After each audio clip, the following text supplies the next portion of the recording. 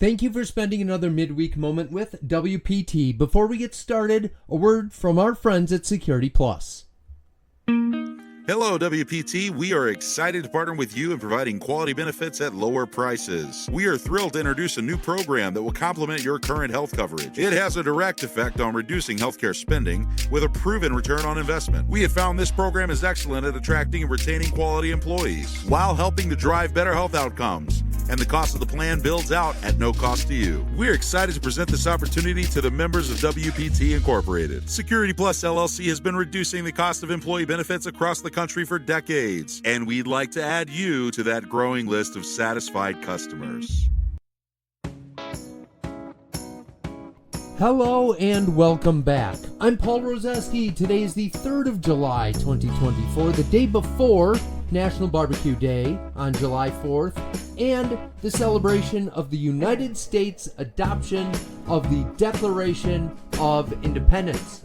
It was written by John Adams, Roger Sherman, Robert Livingston, Benjamin Franklin, and Thomas Jefferson, who were chosen by the Continental Congress. It has to be one of the first examples of our government establishing a special committee to research a topic, and they sure haven't slowed down on that idea ever since. With that, let's jump into some news together. First off, I want to play a little bit of catch up because there's a poll done, and I saw these numbers. It was done back in March where the questions were asked of a group called Politically Active Elites. Now, these folks all have a postgraduate degree, which is a master's degree or a doctorate, have a household income of $150,000 or more, talk politics on a daily basis, and live in a zip code with 10,000 or more people per square mile. So folks that live in dense cities, and it's a shorter list than I would have expected. And while I may have missed one, it includes New York, San Francisco, DC, Boston, Philadelphia, Chicago, Pittsburgh, Miami, Detroit, Buffalo, Santa Barbara, and interestingly enough, Providence, Rhode Island, and Omaha, Nebraska. So, in a survey of 1,500 politically active elites, 62% of these folks believe reducing greenhouse gas emissions is more important than affordable cars. Now, granted, these folks have a different view of traffic and underground parking and the burden of an automobile and the cost and all that kind of stuff.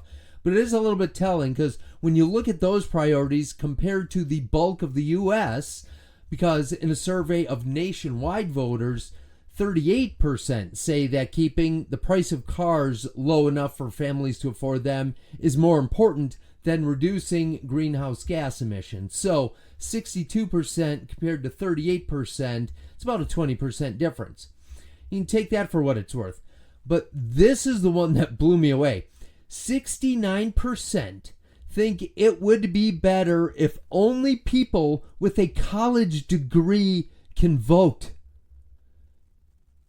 25% think that it would be worse, which means that a full 75% think it would be worse or aren't sure when they were asked this question. It really makes me wonder because we live in a society where it's well documented that there's been a real struggle to give all of our citizens equal access to freedoms and liberties and opportunity, which is really what struck me as we're approaching 4th of July. So just to believe that things would be better if only college graduates could vote. I thought we moved past this mental hurdle when women were allowed to vote over a decade ago. Maybe I'm missing something here, but I doubt it. In other news, it is interesting to watch how high-profile state election races are navigating the difficult relationships with presidential candidates. On the Democrat side, Tammy Baldwin has been distancing herself from Joe Biden all year. She has not showed up for any of the president's 3 Wisconsin visits in this calendar year. and she will keep the streak going when Biden visits Madison on Friday, July 5th, and Tammy will not be there. All 4 times she has schedule conflicts, which I'm sure couldn't be changed for the president. Anyway, on the Republican side, Robin Vos has been the focus point of frustrations in the Trump universe and everything that revolves frustrations and distrust with elections and the integrity therein. So much that a group of supporters have made multiple attempts to recall him, and even though it might go down as one of the more pointless efforts in Wisconsin politics, which is really saying something. And I say that, it turns out that the efforts have continuously not had enough valid signatures. In the most recent attempt, the deadline to hand in signatures fell on a weekend, so the Elections Commission extended the deadline to hand them in until Monday. The organizers failed to realize that the commission didn't extend the deadline to get the signatures, so all the signatures gathered over that weekend were thrown out and they fell short of the number they needed.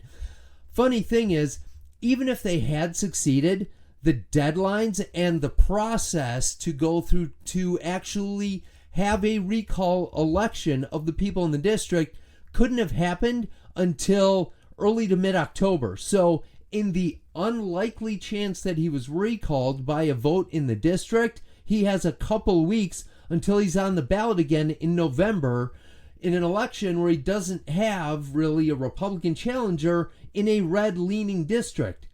Granted, it is a few people getting to unofficially give him a very well-publicized vote of no confidence, and his popularity statewide has taken enough of a hit that he also played the scheduling conflict card when it came to the Republicans' statewide convention, which he was not at. So, I guess we will see if either kerfuffle has any lasting impact. So it goes with the evolving weather patterns of Wisconsin politics. In closing, I give you a quote from founding father Thomas Paine from Common Sense, his work that helped increase the growing support for independence in the colonies. Quote, "The cause of America is in great measure the cause of all mankind." Unquote. Have an amazing 4th of July and holiday weekend, and as always, thanks for listening. Wisconsin Property Taxpayers Inc. is a nonpartisan membership organization consisting of thousands of small business, farm, and homeowner members in every firecracker lighting corner of the state. Founded in 1985, the organization is committed to providing its members with up-to-date information, legislative advocacy, and exclusive cost-saving benefits. Find out how to join at WPTOnline.org/join.